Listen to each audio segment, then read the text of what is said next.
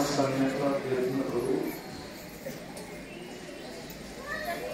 इंग्रज शिष्टाईचा प्रसंग चालू आहे. राजा रावणाच्या दरबारामध्ये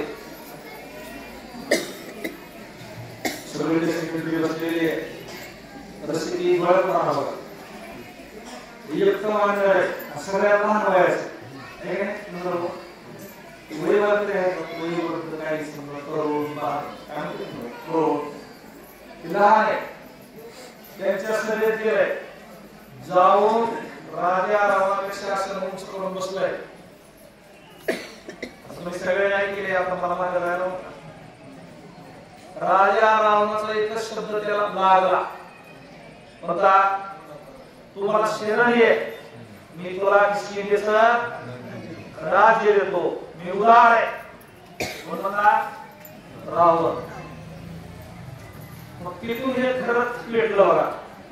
आणि तिथूनच पेटलं का? आज जे दुसऱ्याला भीक लागते त्याला म्हणा काय करायचे.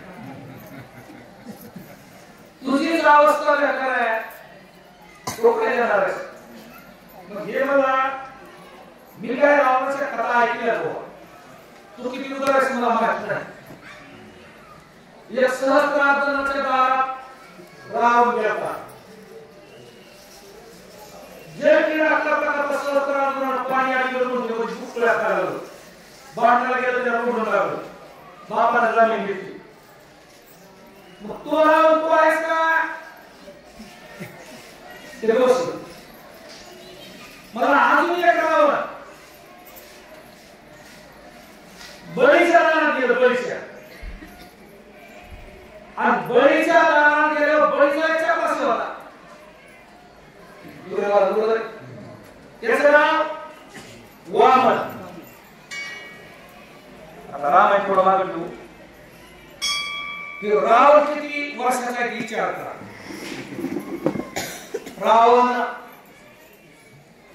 रावणाचं वय किती, रावणाने किती अवतार बघितले देवाचे. ज्या सहस्रार्जुनाला परशुरामाने मारलं त्याच्या संग देवाने खेळ मारला काय ना, पण त्यावेळेस हे होतं. ज्या देवाला वामन रूप धरावं लागलं, बळीच्या चक्राशी काठी घेऊन उभं राहावं लागलं, त्या अवतारात सुद्धा हे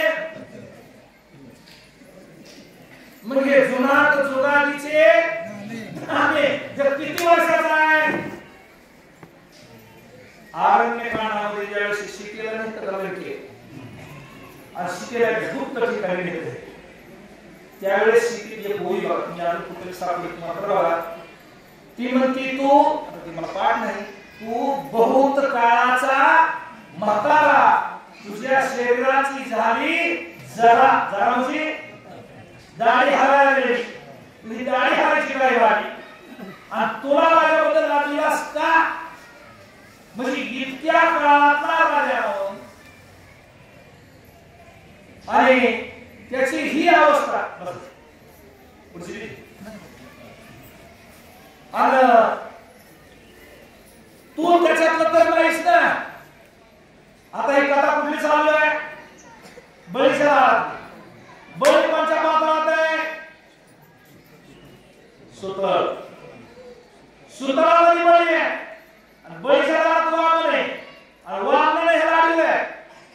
आता हे कसं आहे गरीबातून श्रीमंत झालेलं परवडत आहे. गरिबीतून श्रीमंत झाल्यावर काही सुद्धा वाटत नाही, माणसाला आनंद वाटतंय, स्वाभिमान वाटतंय. पण ज्या श्रीमंताचा गरीब झाला का त्याला झोप येत आणि त्याला भाकर गोड लागत नाही आणि ते नुसतं जळत राहतंय. कसं होतं कसं झालं कसं होतं कसं झालं. आणि हे कुणी केलं तोच केलं की तो आणि खाल्ला असतं ते झालं असतं का. मग ह्यो राजा आहे 14 चौकड्याचा राजा बळीच्या दारात भीक मागायला भीक वाढणारे मुले आपशकुनी माणसाला वाढी नाही. इथं काय तरी आमचं काम आता सुद्धा काही लोक माता मावल्या का भीक मागायला चांगला धडधड दिसतोस काम करायसारखं आहे 2-4 लाख फोडून दी पुन्हा तुला भाकर मग त्याचं काय काय तू काय कर आमचा कापूस मिळून दे मागण्या जात नाही ओळख तू आमचा कापूस मिळून दे. कापूस मिळायचा म्हणजे ते रुई 1 सरकी 1 आता ते बाजूला कडे गेलं आता ह्याला नाक किती होते 10 20 पुढे 20 होते आणि कोण 10 होते मग ते रुई एकडे काढलं कापूस एका कशात जायचा आणि नाका सारख्या जायच्या बाकीची बाबा बोल ती कोणाची अवस्था आहे राजा रावणाची आपण का राजी बाबा आपण लय असं लय ह्याच्यात मिरवायचं नाही चला ताई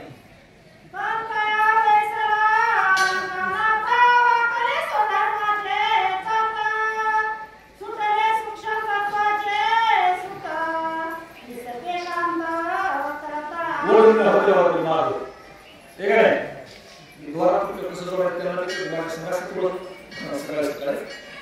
हे ते काताय असलं काताय महात्मा गांधी कातलं चला आपलं सूत्र हे जाऊ द्या महात्मा गांधी सूत्र कसे वापरलं माझ्या भारतातला माणूस स्वदेशी कपडा वापरला पाहिजे महात्मा गांधी स्वतः उभे राहिले आणि लोकांसाठी कपडा विणे बसले आता मला भारतीय काय सुद्धा आवडत नाही तो हा वेगळा आहे मग तसं ह्याला सूत काता लावलं त्याच्यातलं काय ते कावड्या अजून काही हे जे निष्ठाचे आता बघा देव झाला पाठीमोरा नसलेली गेली घरा देव याला बाकी सगळं चाललंच होत राहते पण देवाला नजर वाटत गेली का चला त्याने सुद्धा उतरलो उगाच उग आणि ते 5-6 महिने काय दुख राहा नाही त्याला म्हणायचं देव कोप जाणावा तसं याला सुद्धा करता येईना मनातील दशमुखा कोटा मोडीने सत्कर्माचे राखा किंजिला रुणाशिला साठा येती थापटा